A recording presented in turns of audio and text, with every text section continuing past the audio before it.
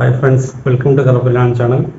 இந்த வீடியோ சீரிஸில் நம்ம வந்து ஒரு SketchUp சாஃப்ட்வேர் யூஸ் பண்ணி ஒரு 3D பில்டிங் மாடலிங் எப்படி கிரியேட் பண்ணுறது அப்படின்றத பார்ட் 1ல் இன்ட்ரடக்ஷனில் கொடுத்துட்டு பார்ட் 2ல் வந்து ஒரு ஆட்டோகேட் ஃபைலை வந்து SketchUpல எப்படி இம்போர்ட் பண்ணுறது, அந்த இம்போர்ட் ஃபைல்லேருந்து எப்படி நம்ம வால் கிரியேட் பண்ணுறது, doors Windows placement, scaling use பண்ணுறது, அப்புறம் அடுத்த பார்ட்டில் வந்து பார்த்திங்கன்னா சன்சைட் எப்படி கிரியேட் பண்ணுறது, சன்சைடில் எப்படி ஃபாலோமிங் கமாண்ட் யூஸ் பண்ணுறது எல்லாமே பார்த்தாச்சு. இப்போ அதுக்கடுத்த ப்ராசஸாக ஒரு 3D building elevation front elevation எப்படி நம்ம கிரியேட் பண்ணுறதுன்னு பார்க்கணும். ஸோ அதை பார்க்க போகிறோம் இந்த வீடியோவில். ஸோ அதுக்கு முன்னாடி ஒரு சில பாயிண்ட்ஸ் நம்ம ஒரு 3D பில்டிங் எலிவேஷன் சடனே ஒன்று நம்ம பண்ண முடியாது. அதுக்கு ஒரு சில பாயிண்ட்ஸ் நம்ம கன்சிடர் பண்ணணும். அது என்னென்ன பாயிண்ட்ஸ்லாம் நம்ம கன்சிடர் பண்ணலாம், என்னென்ன பாயிண்ட்ஸ் கன்சிடர் பண்ணக்கூடாது, என்னென்ன தப்பு பண்ணக்கூடாதுன்றது இந்த வீடியோஸில் நம்ம கொஞ்சம் ஜென்ரலாக பார்த்துட்டு நெக்ஸ்ட் வீடியோஸில் வந்து 3D எலிவேஷன்ஸ் உள்ள ஸ்கெட்சப்பில் யூஸ் பண்ணுறது பார்க்க போகிறோம். ஸோ வாங்க வீடியோக்குள்ளே போகலாம்.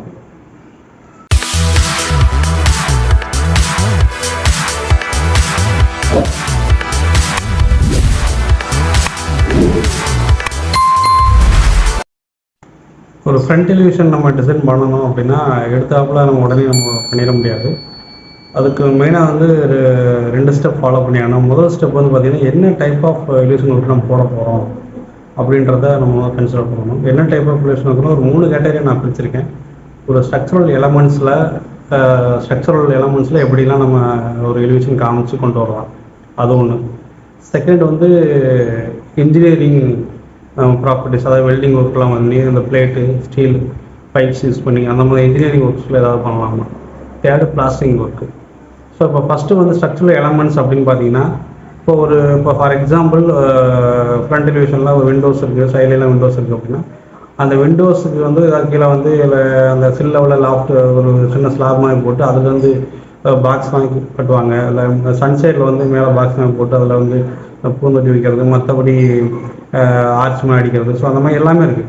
ஸோ இது மாதிரி நிறையா இருக்குது.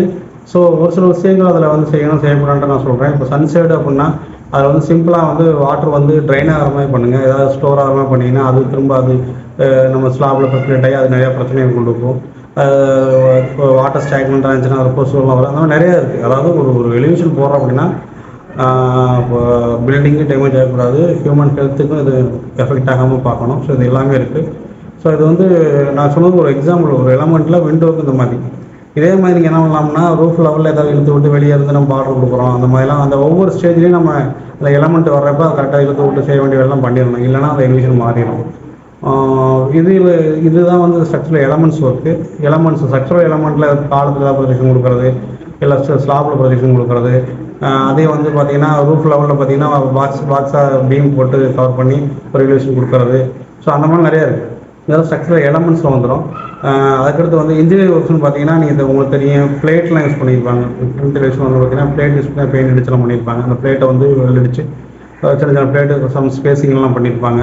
ஸோ இந்த இன்ஜினியரிங் ஒர்க்கில் வரக்கூடிய அந்த பிளேட் எல்லாமே இது வரும். ஸோ அதே மாதிரி பைப்ஸ் யூஸ் பண்ணியும் பண்ணியிருப்பாங்க. சின்ன பைப்ஸ் யூஸ் பண்ணி அது ஒரு எலிவேஷனாக காமிச்சிருப்பாங்க. இதெல்லாம் இன்ஜினியரிங் ஒர்க்ஸ் வரும். இது இல்லாமல் கேஸ் பிளேட்டில் வந்து பார்த்திங்கன்னா ஒரு ட்ராயிங்லாம் போட்டு அந்த ட்ராயிங் வந்து கட் பண்ணி அந்த கேஸ் வெல்டிங்கில் கட் பண்ணி ஒரு பூ மாதிரியோ இல்லை ஒரு பிள்ளையார் மாதிரியோ காட் ஷேப்பில் வர்றது ஒவ்வொரு இது அந்த கேஸ் வெல்டிங்கில் பண்ணியிருப்பாங்க. கட் பண்ணி ஒரு பிளேட்டில் யூஸ் பண்ணி அதை பெயிண்டிங் ஒர்க்லாம் பண்ணி கொஞ்சம் பார்க்க ஒரு லுக்காக இருக்கிற மாதிரி ஃப்ரண்ட் எலிவேஷன்லாம் ஆட் பண்ணியிருப்பாங்க. ஸோ இதெல்லாமே இன்ஜினியரிங் ஒர்க்ஸில் வந்துடும். ஸோ தேர்ட் ஒன்று பார்த்தீங்கன்னா பிளாஸ்டரிங் ஒர்க்கு. இந்த பிளாஸ்டரிங் ஒர்க்குன்னு வந்து பார்த்தீங்கன்னா முன்னாடி சொன்ன மாதிரி தான் சிம்பிளஸ்ட் வே. பிளாஸ்டரிங் ஒர்க்கில் ரொம்ப செலவு இருக்காது. இருந்தாலும் நம்ம அதில் என்னென்னா கரெக்டாக வந்து முன்னாடி வாலில் வந்து பார்த்திங்கன்னா குரூப் பண்ணுறது, பார்டர் குரூப் பண்ணி பண்ணுறது, அப்புறம் பார்த்திங்கன்னா வால் டைல் ஓட்டுறது, இது இல்லாமல் பார்த்திங்கன்னா பிளாஸ்டிக்லேயே வந்து பார்த்திங்கன்னா பூ மாதிரி ஒரு டெக்கரேட்டிவ் பூ மாதிரி பண்ணுறது, இல்லை பிள்ளையார் மாதிரி பண்ணுறது, இந்த மாதிரி நிறையா வந்து பண்ணிகிட்ருக்காங்க. அந்த பிளாஸ்டிக் ஒர்க்னா ஒன்று கொஞ்சம் உங்களுக்கு செலவு கம்மியாக வரும், மெயின்டெனன்ஸ் ஈஸியாக இருக்கும். ஏன்னா இப்போ இப்போ என்னதான் நம்ம வந்து எலிவேஷன் வந்து ரொம்ப அழகாக பண்ணுறேன்னு சொல்லிட்டு ரொம்ப செலவு எடுத்துகிட்ருக்கூடாது. ஸோ ரொம்ப சீப்பாகவும் இருக்கணும், அதே நேரத்தில் வந்து கொஞ்சம் பார்க்க லுக்காகவும் இருக்கணும். ஏன்னா ஒரு எலிவேஷன் தான் ஒரு வீட்டோட தோற்றத்தையே மாற்றி கொடுக்கும். ஸோ அதனால் வந்து எலிவேஷன் ஒர்க்கு ரொம்ப இம்பார்ட்டண்ட்டு. இது கஸ்டமரோட ரெக்குயர்மெண்ட்டையும் பார்த்து நம்ம செஞ்சு கொடுக்கணும். ஸோ அதான் நம்ம முன்னாடி சொன்ன மாதிரி ஸ்ட்ரக்சரல் எலமெண்ட்ஸில் பண்ணுறது. அதுக்கடுத்து பார்த்திங்கன்னா இன்ஜினியரிங் ஒர்க்ஸ், அதாவது வெல்டிங் அந்த பிளேட்டு பைப்ஸ்லாம் யூஸ் பண்ணி பண்ணுறது, அப்புறம் கேஸ் வெல்டிங்லாம் அந்த பிளேட்டில் கட் பண்ணிலாம் பண்ணுறது, அதுக்கடுத்து பிளாஸ்டிக்லாம் பார்த்துட்டோம். ஸோ இதில் இது எல்லாமே பண்ணாலுமே ஒரு சிலருக்கு ஸ்டெப் 2ல் பார்த்தீங்கன்னா ஜென்ரல் ரெக்குயர்மெண்ட்ஸ் ஒரு சில நம்ம ஃபாலோ பண்ணி ஆகணும். ஃபஸ்ட்டு வந்து ஓனர் ரெக்குயர்மெண்ட்ஸ் கண்டிப்பாக நம்மளை இப்போ ஓனர் வந்து சொல்லி இப்போ இவ்வளோ பட்ஜெட்டில் எனக்கு வேணும் அப்படின்னு சொல்லி நம்ம வந்து கொஞ்சம் ரொம்ப பண்ணுறோம் அழகாக பண்ணுறோன்னு சொல்லிட்டு நம்ம நிறைய கிளாஸ் ஒர்க்கு இன்ஜினியரிங் எல்லாம் ஆட் பண்ணி மொத்தமாகவும் சேர்த்து பண்ணலாம், பார்க்க அழகாக தெரிஞ்சு. ஆனால் வந்து காஸ்ட் வைஸ் ரொம்ப கூட போகும். அப்போ ஓனரோட ரெக்குயர்மெண்ட்ஸ் பார்த்துக்கணும். அதுக்கடுத்து வந்து பார்த்தீங்கன்னா செகண்ட் ஒன்று வந்து பார்த்தீங்கன்னா என்ன தான் நம்ம ஒரு ஆர்னமெண்டல் திங்ஸ்லாம் யூஸ் பண்ணியிருந்தாலும் ஒரு பில்டிங்க்கு ரொம்ப மெயினானது வந்து வென்டிலேஷன், ஏர் சர்க்குலேஷன். இந்த வென்டிலேஷன், ஏர் சர்க்குலேஷன் நம்ம கொடுக்கக்கூடிய ப்ரொஜெக்ஷன்ஸு மற்ற எலிவேஷன் ஒர்க்கில் இருந்து நம்ம அந்த காற்று போகாமையோ இல்லை வெளிச்சம் போகாமையோ இருந்தால் அது நல்லா இருக்காது. அதை வந்து அந்த வென்டிலேஷன், ஏர் சர்க்குலேஷன் எஃபெக்ட் ஆகாமல் பார்த்துக்கணும். அதுக்கடுத்து மூணாவது மெயின்டெனன்ஸ் ஒர்க்கு. நம்ம பண்ணி கொடுக்குறோம், ஃப்யூச்சரில் மெயின்டெனன்ஸ் பண்ண முடியாது அப்படின்ற பட்சத்தில் அது அந்த பில்டிங் எலிவேஷன் வேஸ்ட்டு. ஸோ அதனால் வந்து ஈஸியாக ஒரு மெயின்டெனன்ஸ் பண்ணுற மாதிரி இருக்கணும், அதே நேரத்தில் பார்க்க லுக்காகவும் இருக்கணும். ஸோ இந்த மாதிரி என்னோடய சஜஷன் வந்து பார்த்திங்கன்னா முடிஞ்ச வரையும் பார்த்திங்கன்னா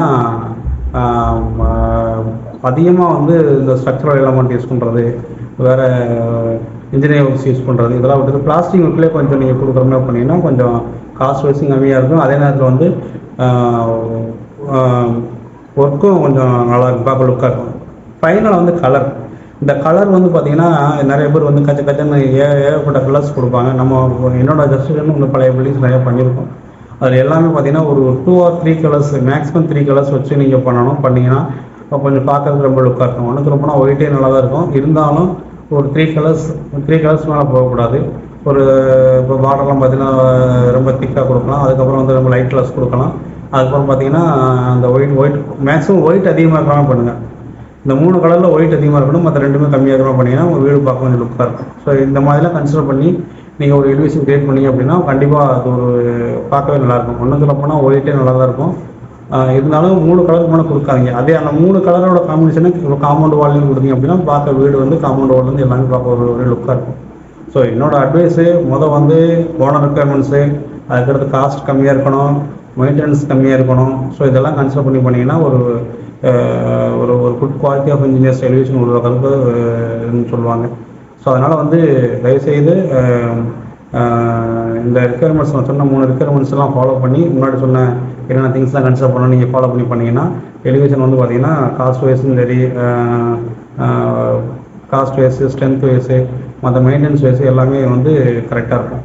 அப்படி இல்லைன்னா காஸ்ட் வைஸ் அதிகமாக போகும், மெயின்டெனன்ஸ் பண்ண முடியாது, இந்த மாதிரி போச்சுன்னா கண்டிப்பாக ஒரு இடத்துல வந்து பில்டிங்கோட எலிவேஷன்ஸு திரும்ப வந்து மெயின்டெனன்ஸ் பண்ணலைன்னா ஆட்டோமேட்டிக்காக அது வந்து ஒரு கிளாஸ் ஒர்க்லாம் யூஸ் பண்ணுறீங்க, அதை மெயின்டெனன்ஸ் பண்ணலைன்னா அது வேஸ்ட்டு. கிளாஸ் உடஞ்சிச்சு அப்படின்னா வேஸ்ட்டு, திரும்ப ரீப்ளேஸ் பண்ண ஹை காஸ்ட்டாக வரும். ஸோ இந்த மாதிரி நிறையா இருக்குது.